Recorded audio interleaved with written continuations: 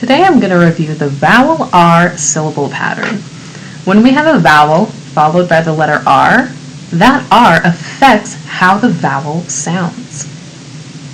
Before we go through some examples, it's important to note ER, IR, and UR often make the same sound. Notice I said often, not always. So let's go through some examples of vowel-R syllable patterns. I have the word mart. My vowel-R syllable pattern is AR. Art. AR is making an R sound. It's as if you're saying the letter R. In the word for, OR sounds like the word or.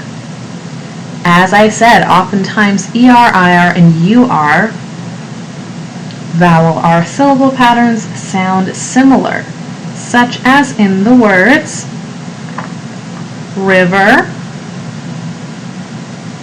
stir,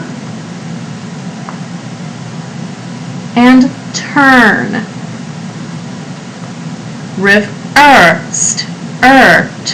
Earn. They all make an sound. They all sound like Let me see if I can make that darker.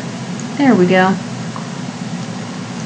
So that is just a quick review of vowel-R syllable patterns.